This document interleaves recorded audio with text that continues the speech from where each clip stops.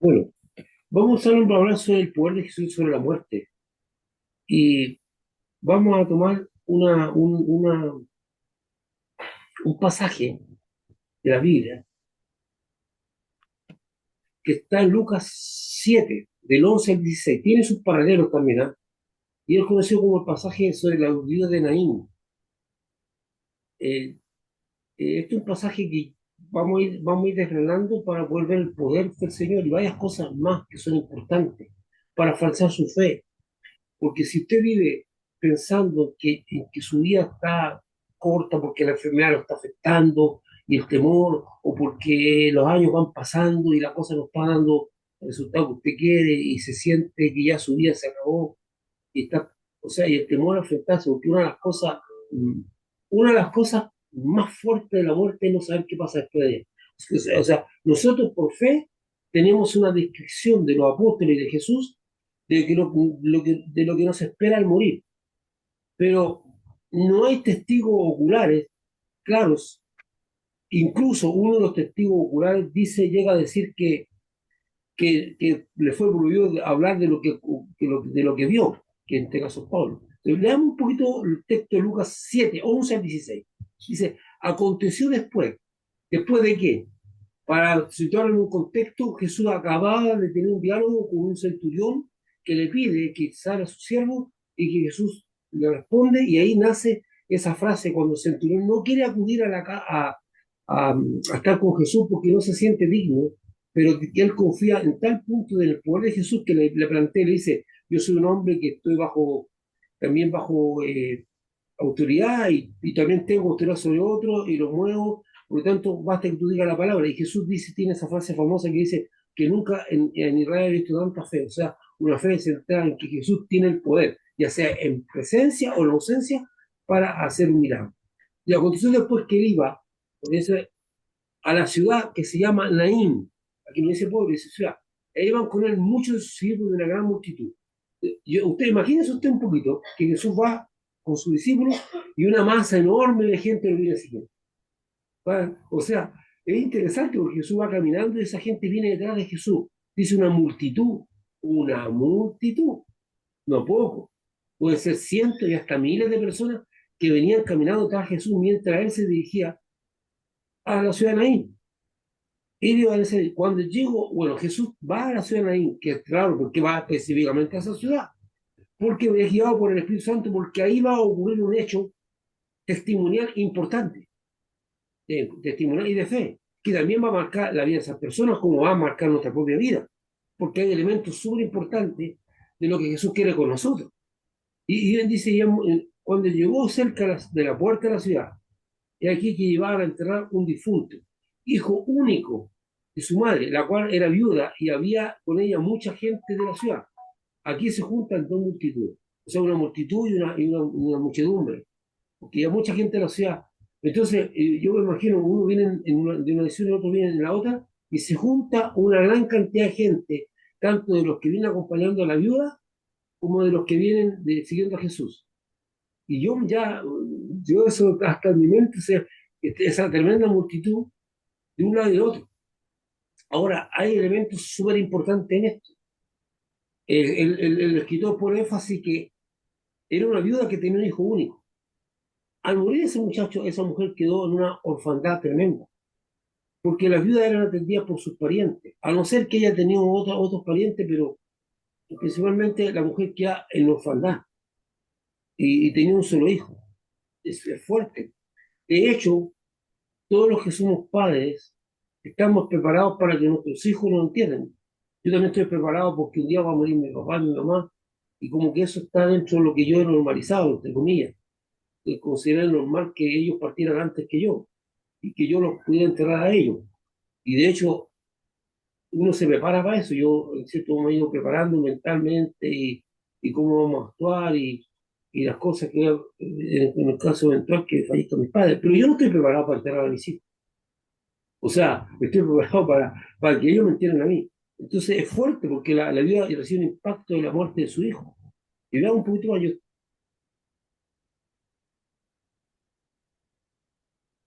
Y cuando el Señor la vio, se compadeció de ella y le dijo, no llores. aquí aparece una palabra de compasión. Aquí no, la palabra compasión no tiene nada que ver con misericordia, que es otra cosa. Dice que se compadeció. Esa palabra no aparece muchas veces en la Biblia. Tal vez la única vez que aparece que dice que se compadeció. Y lo primero que le hizo fue un consuelo, no llores. Porque el llanto, cuando Jesús le dice no llores, dice, pero ¿cómo va a decirle a una persona que llore si tiene ganas de llorar? Sí, pero en resumen cuenta, lo que le está diciendo Jesús es, no te aflijas, no tengas miedo, no tengas aflicción. Y acercándose, tocó el féretro, y los que lo llevaban se detuvieron. Y dijo a la joven, le dijo a la joven, le dijo, a ti te digo, a todo esto, el tocar el féretro, al tocar a un muerto era prohibido por la ley. Y tú que entras en una condición de impureza o eras, estás contaminado. No, no tenías que tocar muerto, la ley específicamente decía que no tocar un muerto. De hecho, los que estaban transportando al muerto ya estaban con una situación de problemática. Bueno, dice, entonces, dice, y los que lo llevaban se vieron y dijo al joven, a ti te digo, levántate. Entonces se incorporó el que había muerto y comenzó a hablar, y lo dio a su madre. Y dice, y todos tuvieron miedo y glorificaron a Dios diciendo, un gran profeta se ha levantado entre nosotros y Dios ha visitado a su pueblo. Aquí hay dos elementos importantes. Dice que le habló directamente al pueblo. Es interesante porque vamos a ver eso. Dice, a ti te digo. ¿Por qué dice a ti te digo? ¿Por qué dice a ti te digo? ¿Por qué no le dice, joven, levántate? ¿Por qué agrega eso? A ti te digo. Y lo otro es, ¿por qué dice que se levantó? ¿Por qué no dice resucitó? Y lo tercero es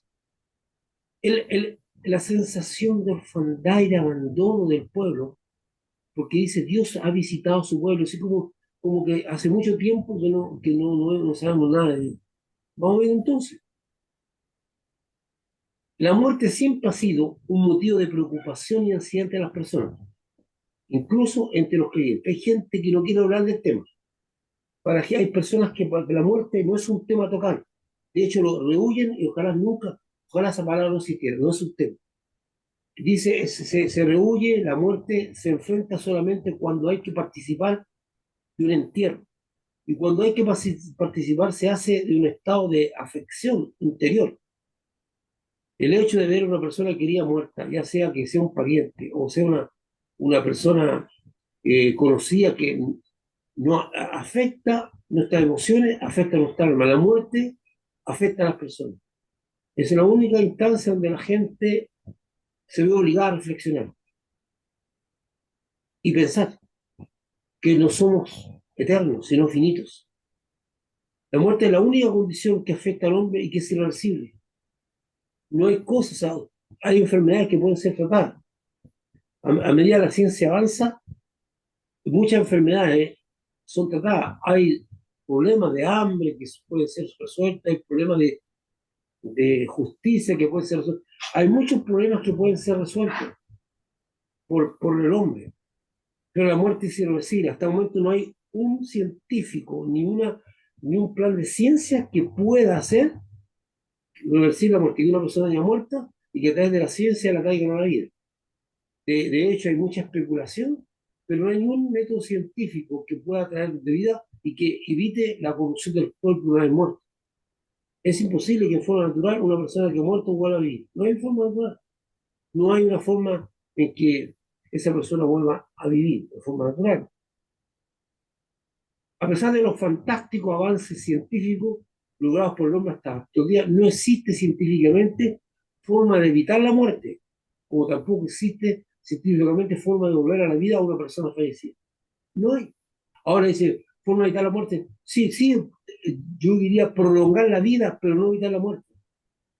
No hay una persona que esté en este mundo que haya vivido eternamente. Puede estar viviendo más años, menos años, nosotros celebramos, de repente aplaudimos una noticia que aparece en los noticiarios o en Facebook o en alguna red social donde dice que una persona tiene 110 años viviendo o 118 años y alguna vez dice y se conserva el estado muy bueno. Eso es aplaudible, pero la persona a la larga termina muriendo. No se puede evitar, no existe un método científico que impidan que tú puedas morir. y tampoco existen métodos científicos que te devuelvan a la vida. La muerte te va a alcanzar un día. No existe religión en el mundo que dé respuesta a las consecuencias de la muerte. ¿Qué pasa después de la muerte? A lo más, algunas religiones enseñan de un ciclo permanente de vida de las personas a través de una continua reencarnación cada vez que se muere. O sea, la respuesta, y la única respuesta que tienen algunos es la reencarnación, que tú mueres y que vuelves a encarnarte o a reencarnarte, que tu alma, bueno, esa es la respuesta. Hay gente que cree eso a ciencia cierta, e incluso hay algunos que piensan que tuvieron vidas de tal tipo en el pasado y que y hay una serie de cosas, pero eso no tiene ningún asidero, porque Dios no ha dicho. Muchas veces la gente en su subconsciente no tiene idea que está jugando con espíritus demoníacos que pueden traer engaño, porque a veces digo, oye, yo tuve recuerdo de esto y viví esto, pero no saben que muchos espíritus que habitaron nuestros cuerpos, que pudieron nuestro cuerpo, tienen la memoria de esas personas y la pueden transmitir a otra gente.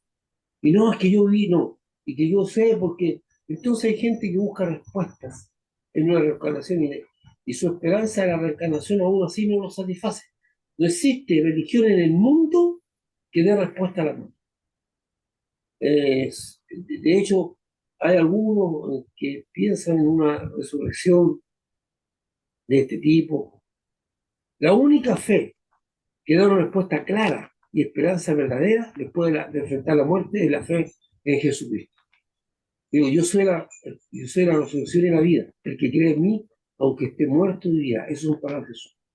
Así que la única respuesta la tenemos en Jesús. El que cree en él dice, aunque esté muerto, vivirá. Es una esperanza da a las personas, que el único que da una esperanza dice, el que está muerto vivirá. Y no es, está hablando de una vida basada en la persona misma transformada.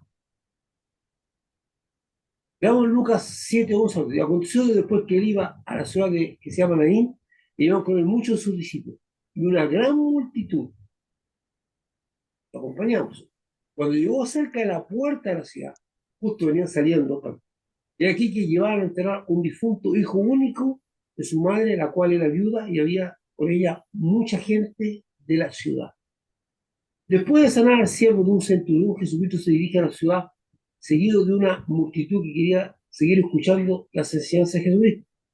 O tal vez andaban detrás de Jesús, como él lo planteó, por conveniencia o conforme a los milagros de sustento y hecho Jesús. La multiplicación de los alimentos, de los panes, de los peces. A lo mejor por eso andaban detrás de Jesús, buscando la multiplicación de los alimentos. Porque eso uno dice, ustedes me buscan no porque hayan creído en mí, no porque mis palabras les impacten, sino porque comieron y se saciaron. O sea, ahí plantea la búsqueda de Jesús a través de cosas que son necesarias, pero no de una transformación. Después de sanar de centurión, Jesucristo se dirige a la ciudad de Naín, seguido de una multitud que quería seguir escuchando la enseñanza de Jesucristo, pero por sobre todo quería seguir siendo testigo del poder milagroso de Jesucristo. Estaban muy impactados de la capacidad de Jesús de hacer milagros. Al llegar a la ciudad de Naín se encuentran con una gran muchedumbre que trae un féretro con un joven a enterrar.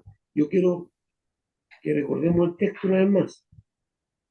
Esto dice, aconteció después que iba a la ciudad que se llama Naín, e iban con él muchos de sus discípulos y una gran multitud. Cuando llegó cerca de la puerta de la ciudad, he aquí que llevaban a enterrar a un difunto, hijo único de su madre, la cual era viuda y que había con ella mucha gente de la ciudad. Además, este es una persona joven. Al llegar a la ciudad de Naín se encuentra con una gran muchedumbre que trae un féretro con un joven a enterrar, que era el hijo único de la viuda. Se hace notar que a diferencia de la forma en que en nuestra cultura tratamos con las personas fallecidas, poniéndolas dentro de un cajón que al final es cerrado y sellado, las personas hacían ahí en el tiempo que ocurre este relato, cubrían los muertos a enterrar con sábanas o mortajas, como ustedes lo ven en esa fotografía.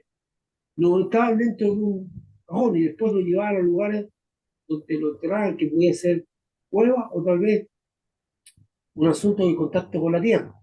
De hecho, en la cultura judía, Y eso es súper importante. Un muerto no puede quedar en el aire, tiene que tener contacto con la tierra. Por eso, un judío nunca va a ser enterrado en un nicho, sino que tiene que, el féretro tiene que tener contacto con la tierra, ya sea que el muerto quede, como en el caso de Jesús, que quedó en una cueva, que quede en una tumba de ese tipo, o que quede enterrado físicamente. No puede quedar en el aire, es una cosa súper importante para la cultura judía, y eso ha permitido reconocer y ayuda para unos casos incluso de incluso casos policiales. El relato bíblico señala que la mujer, que es la madre del muchacho muerto, era su único hijo y que ella además era viuda, lo cual significaba que esta mujer quedara en el más completo zampán. O sea, no tenía un pariente directo que la sustentara. Ella había quedado sola y esa la ponía en una condición muy complicada, casi en una condición de mendicidad, que dependía mucho, por eso hay órdenes estrictas de bendecir a las viudas de parte del Antiguo Testamento como del Nuevo. Como dice que Pablo habla del servicio a la viuda y de la atención que debe hacer a la viuda, de protegerla, de cuidarla, de proveerle para que tengan sostenimiento. Y en el Antiguo Testamento hay ley que dice que a la viuda no se le debe desamparar ni tampoco se le debe de aprovecharse tanto del huérfano como de la viuda. Importante. Dios tiene especial atención sobre el huérfano y la viuda y tiene una fuerte condena a aquellos que tratan mal a la viuda y a los huérfanos. Aquí se produce un encuentro de dos multitudes, la que viene siguiendo a Jesucristo y la que trae al muerto a enterrar. Por lo cual, lo que haga Jesucristo en ese lugar tendrá una gran cantidad de testigos. Imagina, hay una multitud, dice, pueden ser miles de personas que seguían a Jesús y cientos de personas que venían con el féretro, o también una muchedumbre de 100, 200 personas de la ciudad que venían a enterrar al muerto. Entonces, lo que va a ocurrir ahí va a tener una cantidad de testigos enorme. Entonces Jesús, nadie sabemos por qué Jesús va a esa ciudad, a Naín. Terminó de sanar al hijo del centurión, que no lo sanó directamente, sino a distancia, mostrando su poder que está por sobre lo físico, y se dirige a la ciudad de Naín. Porque el Espíritu Santo lo vive ahí, porque ahí va a ocurrir un hecho importante, un testimonio importante del poder de Jesús sobre la muerte, del poder de Jesús sobre la vida. Veamos. Entonces Lucas 10 dice, y cuando el Señor le vio, se compadeció de ella y le dijo, no llores. Una definición de compasión dice, la compasión es un sentimiento de empatía y tristeza hacia el sufrimiento de otro, acompañado por el deseo de aliviar ese sufrimiento. Es interesante porque la compasión tiene dos aspectos que se vieron claramente en Jesucristo. Dice que tuvo compasión de ella. Dice Jesús tuvo una empatía, una tristeza por la mujer, por la viuda, por la viuda que estaba sufriendo por la muerte de su hijo. Jesús empatizó con ella y tuvo una compasión. Y además dice que no solamente hay una empatía, no solamente es interesante la visión de compasión, no solamente yo solidarizo con el que está sufriendo y que está viviendo situaciones difíciles, sino que además quiero hacer algo para aliviar su sufrimiento. Son pocas las personas que tienen compasión. Hay empatía, hay ponerme en el lugar del otro, comprenderlo, y no pasamos de palabras de ese tipo. Pero la compasión va más allá, sino que es como yo activo mis recursos, activo mis capacidades para poder ser una bendición. Y la ayuda y aliviar el sufrimiento tiene varias aristas, como pueden ser que en lo físico, que la persona necesite sustento, o también puede ser en lo moral, que la persona está tan golpeada que necesita una compañía, una palabra, un abrazo, lo que sea. Entonces, yo no solamente me identifico con la persona, sino que además procuro aliviar el sufrimiento, y que tiene varias aristas, depende de lo que está pasando a la persona. Y hay veces en que uno no solamente necesita sentarse al lado de una persona y no decir nada, solamente hacer un acto de compañía. Entonces no sabemos, la compasión tiene ese aspecto.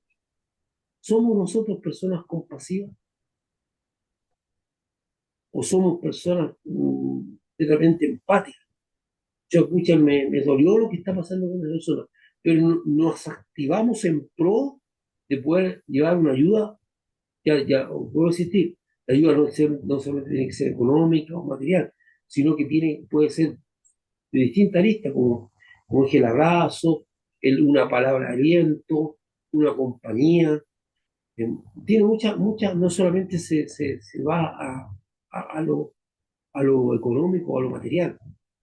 Muchas veces hay personas que están ungidas de un abrazo, de una compañía, de saber que no están solos, porque la soledad es la peor consejera, la soledad es lo que más derrumba a las personas. La soledad lleva a la depresión muchas veces cuando tú estás pasando un momento difícil y necesitas de alguien.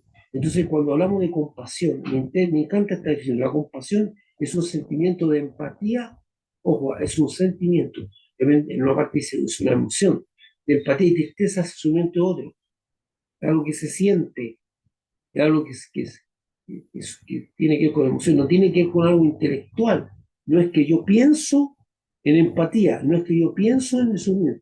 También tenemos una parte mental, porque lo que nosotros sentimos lo asimilamos y lo pensamos para poder actuar bajo esos sentimientos. Hay sentimientos que son eh, de bienestar o sentimientos que son de ira. Hay distintos sentimientos. Aquí la compasión es un sentimiento de empatía, o sea, me pongo en lugar del otro y de tristeza, porque tú logro sentir que veo que el sufrimiento de la otra persona también me afecta a mí y acompañar un deseo de aliviar ese sufrimiento. Jesucristo tuvo compasión de la ayuda. Por lo tanto, empatizó con su dolor y, y la consoló. Ahora, más allá de lo que está pasando, muchas veces nosotros tenemos, invita a Jesús que tuvo sentimientos de empatía. De hecho, cuando él llora por la muerte de Lázaro, ve a toda la gente que está sumida en la tristeza profunda. Entonces, Jesús también manifestó sentimientos de tristeza frente al sufrimiento de las personas. Muchas veces Jesucristo se ha compadecido de nuestro sufrimiento y actuó a favor nuestro. ¿Sabes cuántas veces, en medio de nuestro sufrimiento, el Señor ha actuado para traernos consuelo y sin que nosotros nos demos cuenta? Hay muchas cosas que Dios hace por nosotros que nosotros no sabemos. Muchas veces salimos airosos de cosas y creemos que fue por nuestro propio mérito, creemos que fueron los recursos propios que tenemos de inteligencia o capacidad emocional de resistir los embates, pero no nos damos cuenta que el alivio vino de Dios. El que es hijo de Dios, el que es discípulo de Cristo, entiende que todas las cosas que vive vienen de Dios, todo. Y si de alguna manera, en un momento he sido socorrido, de alguna manera me he levantado, no ha sido porque he querido, sino porque Dios ha propiciado las cosas para levantar. Ha tenido compasión. Y Dios te puede tener compasión de mí, como lo puede tener de una persona incluso que no es creyente. Y Dios es un Dios compasivo. No se alegra del mal de las personas, pero sabe Dios que el mal es consecuencia de vivir sin Cristo. Porque para los que aman a Dios, todas las cosas se llevan bien. O sea, el resultado siempre, para los que aman a Dios, va a ser un resultado victorioso, aún en medio de las circunstancias adversas. Porque Dios tiene el poder de sacar consecuencias buenas, aún de las situaciones adversas y malas que hemos vivido. Y nos fortalece, nos bendice para transitar en esta vida, camino al encuentro con Él. Sin embargo, algunas cosas que vivimos son permitidas por Dios porque están destinadas a formar nuestro carácter, porque el carácter se forja en la adversidad. O sea, hay un momento en que Dios va a permitir que nosotros pasemos situaciones adversas y las tengamos que vivir intensamente, porque nos va a formar la paciencia, va a ir formando nuestro carácter, nos va a formar la humildad, va a formar distintos aspectos de nuestro carácter que Dios quiere formar, porque la meta del Señor es que nosotros lleguemos a formar el carácter como el carácter de Cristo, ser semejantes al Señor. Esa es la meta de Dios. La meta del Señor es que nosotros seamos semejantes a Cristo. Bueno, muchas veces eso se logra y, no, y a través de un trato adverso. Eh, bueno, no, yo eh, pretendo tener que no todo el sufrimiento es por, no tiene propósito. Hay cosas que tienen propósito. Eh, bueno, sí, un punto más, porque Dios tiene la idea de enfocar. Vamos un punto más. También hay dolor que solo produce sufrimiento. Y que es aquí cuando el Señor trae consuelo y restauración por su pura compasión. Dios estaba sufriendo la muerte de su hijo y el total desamparo. Jesús vio su dolor y se compadeció de ello. Debes saber que muchas veces Jesús ha visto tu dolor y se compadeció de ti y te consoló a través de su Espíritu Santo. Muchas veces ni siquiera te diste cuenta de eso. Bueno, en Lucas, vamos a leer Lucas lo que sigue. Y acercándose tocó el féretro. Yo dije que tocar a un muerto significaba entrar en plano de impureza y tenía que tener todo un proceso de purificación. Por lo tanto, se evitaba tocar a un muerto. Y los que lo llevaban se detuvieron. Y dijo, joven, por favor, fíjense en la expresión, joven, a ti te digo, levántate. Entonces se incorporó el que había muerto y comenzó a hablar, o sea, dio muestras de vida. Y lo dio a su madre. Interesante. Bueno, aquí vamos a ver un aspecto muy interesante. Jesucristo se acerca al féretro y lo toca, cosa que según la ley lo deja en una condición de impureza. Y ocurre lo extraordinario. A la orden de Jesucristo, el muerto vuelve a la vida. Jesucristo lo ordena al joven, y es joven, es una persona joven, que de alguna manera se entiende que tiene una edad no muy avanzada, es una edad que permite que la persona esté eh, eh, en, en, en el esplendor de su vida, o sea, no ha vivido nada, por eso es más impactante. Entonces, Jesús Cristo lo ordena. Y notamos dos hechos interesantes en la acción de Jesús, y que también se dio en otras resurrecciones que hizo.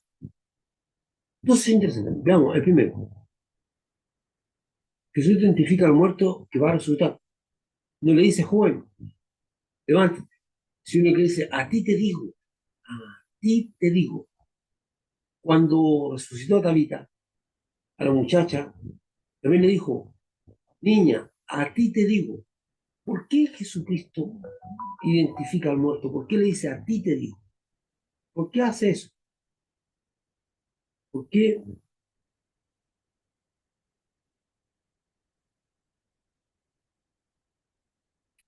Eh, ¿Por qué? ¿Por qué? ¿Por qué él le dice, a ti te digo? Jesucristo tiene el poder de para usted, a todos los muertos, a todos. Si Jesús le dice, levántate, se puede levantar cualquiera que no, todos los muertos se pueden levantar. Porque Jesucristo tiene el poder para levantar a todos los muertos. Todos los muertos obedecen a la voz de Jesucristo. Sin embargo, acuérdense que algo extraordinario pasó, según el relato bíblico, durante la muerte de Jesucristo en la cruz. Dice el testimonio bíblico que muchos personas que estaban muertas, incluso hasta profetas, personas que estaban muertas, salieron de sus tumbas y aparecieron en la ciudad. Ahora, no creo que hayan sido esqueletos caminando. Hay ocurrido un hecho extraordinario porque tienen que haber sido personas totalmente identificables por la gente. Dicen muchos que a lo mejor hayan vivido en ese mismo lugar y que aparecieron vivos caminando por la ciudad. No sabemos si se mantuvieron vivos o vivos, pero son personas que físicamente fueron identificables y deben haber tenido un cuerpo. O sea, el poder del Señor sobre el mundo de los muertos, sobre la tumba, sobre los muertos, es tremendo. Jesucristo es Señor de los vivos y de los muertos. Jesucristo es tu Señor en esta vida y será después de la muerte también. Jesucristo estará contigo todo el tiempo que esté aquí en esta vida. Y la esperanza es que Dios, Jesucristo, te va a levantar de los muertos, porque Él lo demostró. Demostró que tiene poder sobre la muerte. O sea, la muerte no es una esperanza vana.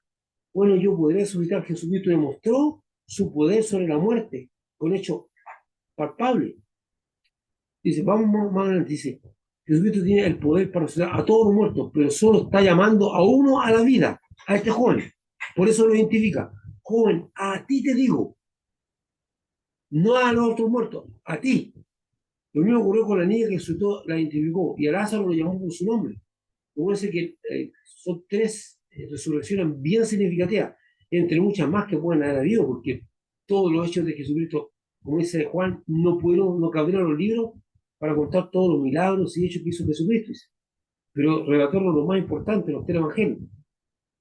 Y dice, por lo menos en esas tres muertes hay una identificación. A este joven le dice, joven, a ti te digo, a Tabita, niña, a ti te digo, y a Lázaro le dice, Lázaro, sal fuera. Identifica al muerto que quiere levantar. Cosa muy importante, porque Jesús tiene el poder para que se levante todo el mundo. Y ahora dice, hay un muerto en específico que estoy llamando desde la tumba, desde el lugar donde está, que vuelva. Y no solo, aquí hay dos cosas.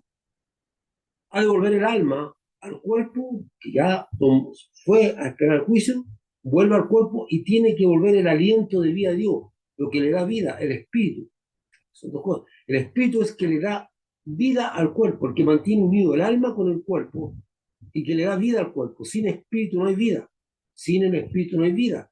Es necesario que el espíritu que vuelve Dios, que la da, el alma se va a esperar el juicio, vuelva al cuerpo. Lo segundo es que la orden no es joven resucita o joven vuelve a la vida, sino levántate. ¿Por qué no le dice, oye joven vuelve a la vida? O ven a la nueva a estar vivo. Situando a la muerte como la caída a la inactividad total. O sea, cuando una persona muere cae a una inactividad total y nosotros sabemos que el cuerpo empieza a desintegrarse y a lo más van a quedar los huesos que con el tiempo también podrían volverse un polvo, con muchos años. Cuando Dios hizo al hombre, este no vivió hasta que Dios no sopló sobre él, hasta que Dios sopló el aliento de vida, el espíritu, y lo mismo ocurrió hasta que Dios no sopló sobre él. Dice, el hombre no vivió hasta que Dios no sopló sobre él el aliento de vida. Ahí estamos tratando. El espíritu, el espíritu. Y lo mismo ocurrió con el valle de los huesos secos. Los huesos, a medida que Ezequiel iba profetizando, los huesos se unieron y formaron el esqueleto. Después el esqueleto se llenó de carne, pero no hubo vida hasta que no hubo aliento de vida. O sea, no hay vida hasta que no haya aliento de vida. Cuando Jesús creó al hombre, lo formó y todo, sopló en él el aliento de vida, el espíritu. Sin el aliento de vida, el espíritu que vuelve a Dios, que lo da cuando la persona muere, el espíritu vuelve a Dios. O sea, el aliento de vida, lo que le da vida al ser humano, físicamente, porque el ser humano no perece, porque es un alma viviente, que es eterna.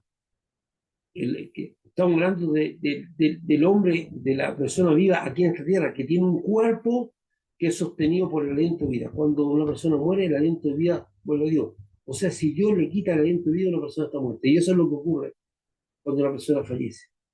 Sin el espíritu, el cuerpo sigue muerto. Y al morir, el espíritu vuelve a Dios que lo dio y el alma se va a esperar el juicio final. Jesucristo tiene el poder para resucitar. Y esto es profético, porque así sucederá.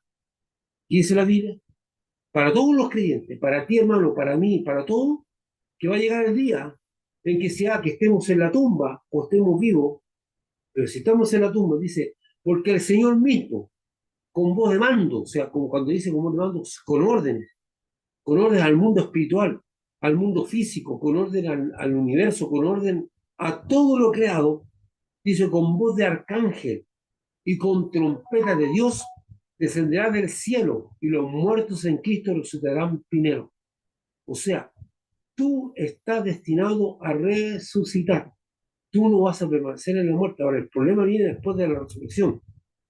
Dice que los muertos en Cristo resucitarán primero. O sea, los muertos sin Cristo van a seguir muertos un tiempo más, hasta que venga el momento en que sean llamados a juicio. Entonces, qué lindo sería que cuando el Señor con voz de arcángel y con voz de descenderá al cielo y dé la orden a los muertos en Cristo que salgan de sus tumbas y se junten con Él en el cielo, juntamente con los que están en vida acá, y dice que serán transformados y un nuevo cuerpo les será dado, pero no todos van a resucitar en ese día. Todos los muertos resucitarán, unos para perdición y otros para vida eterna, en Cristo Jesús. Entonces, la muerte no es un problema para Dios, la muerte es un problema para nosotros, que causa incertidumbre, pero para Dios nunca ha sido un problema. Entonces, tú no tienes que tener temor a la muerte, no debes tener temor porque la muerte no es el fin. Y por eso durante mucho tiempo, dice la Biblia, que el que tenía el imperio de la muerte, o sea, el diablo, mantuvo esclavo a la gente en temor, porque la gente vivía en temor a la muerte. Por eso muchas veces las acciones que hacían las personas para preservar su vida eran increíbles. No solamente eran acciones, muchas veces había personas que estaban dispuestos a violar los mandamientos de Dios por preservar la vida. Pero cuando llega Jesucristo y te da respuesta, tú no debes vivir en temor a la muerte, por lo tanto, tu actuar tiene que ser un actuar valiente, aun cuando tú estés amenazado de muerte, aun cuando las personas te digan tú vas a morir, o tu familia, o los que te van a morir. La muerte no es un problema para Dios, la muerte no es el fin, la muerte es el paso a la vida eterna. Y la muerte, y lo que está antes de la muerte, la vida define lo que va a pasar después de la muerte. ¿Cómo vives tu vida en este mundo? Si has decidido a recibir a Cristo o no, va a definir dónde tú vas a pasar la eternidad. La muerte es el equivalente a una milésima, pero milésima de segundo aquí en la tierra, comparado con la eternidad. Tú estás definiendo tu eternidad como en el tiempo que estás viviendo en esta tierra. Y en esta tierra tú tienes la oportunidad de creer en Jesucristo, recibirlo como tu Señor y Salvador y que tu nombre sea inscrito en el libro de la vida de aquellos que se van a levantar en la postera trompeta cuando venga el Señor con voz de mando y cuando alcance y ordenar a los muertos en Cristo que se levanten para estar con Él en el cielo, que Él va a venir. Y los que no estén muertos van a ser transformados. Pero eso es una cosa importante. Tu fe tiene que hacerte entender que la muerte para ti no es el fin. No debes sentir temor a morir, ni debes vivir pensando que todo se acaba. Es el inicio de algo glorioso. Vamos a un poquito. Aconteció después del 7 del 11 después que él iba a la ciudad de Belén, que iban muchos, y cuando llegó cerca de la puerta de atrás, bueno, eso ya lo leímos, pero el sentimiento, y bueno, lo que quería mostrarle a usted es el último texto aquí, se copió mal, o lo copió mal. El último texto dice así, vamos a retroceder al texto original.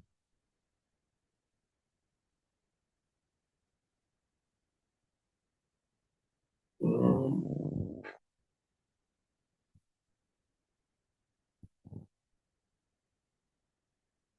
el texto original dice así, dice, entonces se incorporó el que había muerto y comenzó a hablar y lo dio a su madre. Y ahí se muestra una cosa tremenda. La persona ayuda, no solamente recibió el consuelo y la empatía del Señor, sino que además recibió una tremenda bendición. Su hijo volvió a la vida y dice que Jesús lo tomó y se lo entregó a su madre, porque tuvo compasión de él. Y aquí viene el versículo 16, y todos tuvieron miedo y glorificaron a Dios diciendo, un gran profeta se ha levantado entre nosotros y Dios ha visitado su pueblo. Esto es impactante, hermano. El sentimiento de orfandad que tenía ese pueblo era grande. Habían pasado 400 años sin que hubiera manifestación espiritual de alguna. Solamente los que se mantenían en la fe permanecieron firmes. Pero había mucha gente que creía que Dios lo había abandonado, que Dios no estaba con ellos. ¿Qué pasaba con el Dios de la Biblia?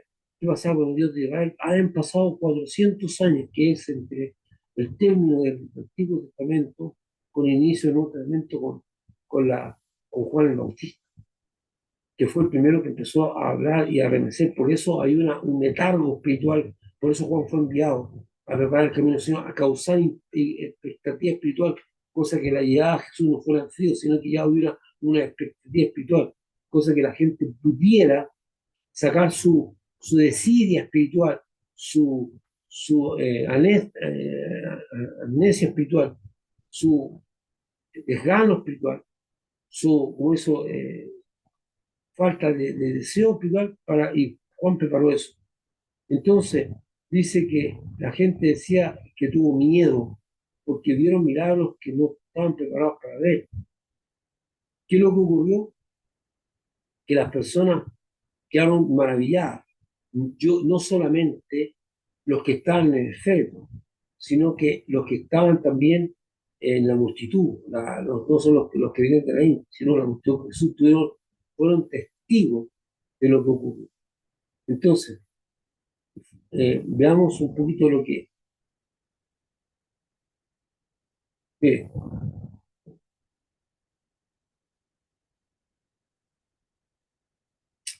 eh, déjeme, déjeme compartir con usted esto último, de lo último,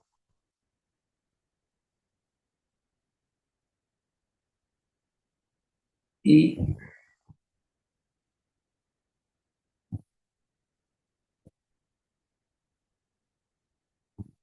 y lo estoy...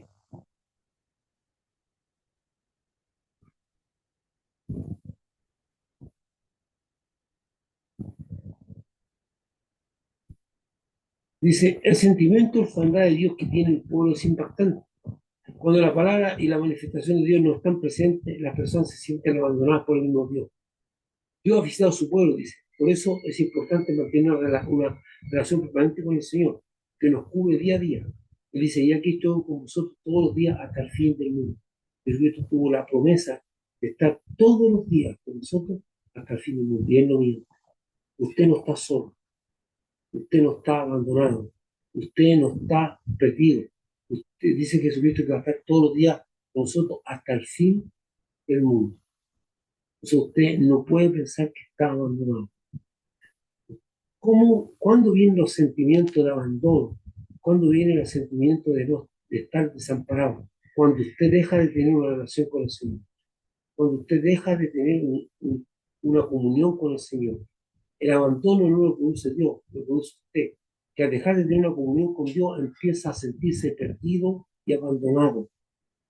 Su espíritu y su ser se sostiene en la comunión con Dios. No hay otra cosa. Y entonces usted no va a ser afectado por ese sentimiento de abandono.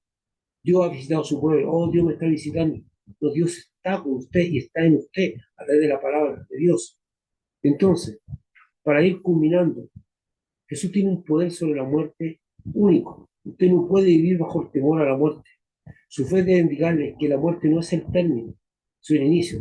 Usted debe entender que así como Jesús levantó a este niño, a este joven, como Jesús levantó a Tabita, como Jesús levantó a Lázaro, y quizá cuánto más lo va a levantar usted. Pues no, la se dice, los Cristos muertos en Cristo resucitarán también. No ceda por temor a la muerte a peticiones que no son correctas. Yo tampoco digo que usted debe andar displicentemente por la vía y no, si me caigo de este lugar, me muero, no importa. No, la idea es que nosotros seamos también prudentes en las cosas que hacemos, porque tampoco quiere Dios que andamos de forma indebida, pero sin temor a la muerte, aun cuando somos coaccionados. Ah, pero si me despiden de este trabajo, yo voy a pasar hambre y no voy a tener con qué alimentarme y voy a morir. Entonces usted acepta presiones inmorales, falta de ética por conservar su trabajo por temor a morir. No. Sepa que sustenta Dios, que tiene que vivir en una fe permanente con el Señor. Ya sea que Él venció la muerte y aunque usted muera, usted va a volver a la vida, que también Él lo va a sustentar y nunca lo va a abandonar. Y que va a ser su consuelo como ropa de ayuda. Quizás cuántas veces usted se ha levantado de tristeza, de amargura, porque Dios consoló su corazón y lo mantuvo y evitó que usted a lo mejor llegara a suicidio o a otras cosas. El Señor dice que va a estar con nosotros todos los días hasta el fin del mundo. Y eso es verdad. Él no miente. Él está con usted y está en usted a través de su espíritu. Él nunca lo va a abandonar. Entonces usted nunca debe aceptar ni procurar por preservar la vida, como en el caso que le conté, que, ay, porque me van a despedir de un trabajo, yo no tengo con qué vivir, con qué comer, y voy a morir, no. O porque si yo no accedo a esto, las personas me pueden matar. Usted no, usted confía en Dios, usted pone su causa en Dios. Y los maluros y los maletes saben. Y yo lo he visto incluso en la cárcel, cuando yo visitaba gente, el temor que siente esa gente a Jesucristo. No sé quién le puso ese temor, pero hasta para nombrarlo para ellos es complicado, porque Jesucristo tiene poder. Y Él nunca va a permitir que usted sea partícipe de las cosas que no corresponden por temor a la muerte. El que tenía el imperio de la muerte, que se quedó, ya fue vencido y Dios lo derrotó. Ahora el Señor, la vida y vida en abundancia. No tenga temor y manténgase firme, porque Él está con usted todos los días hasta el fin del mundo y cuando llegue su tiempo, Él también lo levantará de entre los muertos porque tiene el poder, como lo hizo con el Hijo de la viuda de Naín.